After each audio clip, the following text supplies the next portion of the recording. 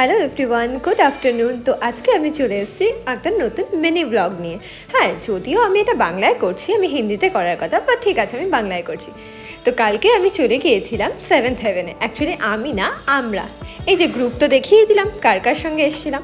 তো কালকে ছিল আমাদের বৌদির তরফ থেকে ট্রিট। হ্যাঁ, আমাদের জন্য ট্রিটের জন্য কোনো স্পেশাল দিনের দরকার নেই, আমাদের যেদিন ইচ্ছে হয় আমরা সেদিন চলে যাই। আর দেখো, সবার খাবারের ক্লিপ থাকাটা তো ম্যান্ডেটারি কাজ, তাই না?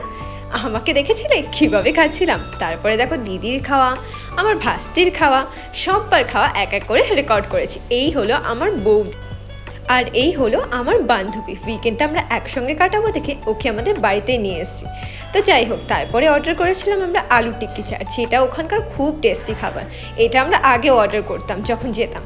তো যাই হোক, তারপরে অর্ডার করেছিলাম ভেলপুরি, যেটাও খেতে খুব টেস্টি হয়েছিল। আর তারপরে আমাদের ছোটো ভাস্তির জন্য অর্ডার করেছিলাম আমরা এই পনির পিৎজা। আর আমরা অর্ডার করেছিলাম এই ফার্স্টে এই কোল্ড কফি উইথ আইসক্রিম, আর দিদিরটা ছিল উইদাউট আইসক্রিম। যদিও ওর কোল্ড কফিটা খাওয়া উচিত না, বাট তাও ভালো লাগে তো নিয়েছে।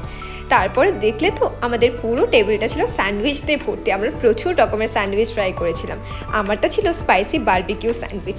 তো যাই হোক, আজকের মতো ব্লগটা এইটুকুই, বাই।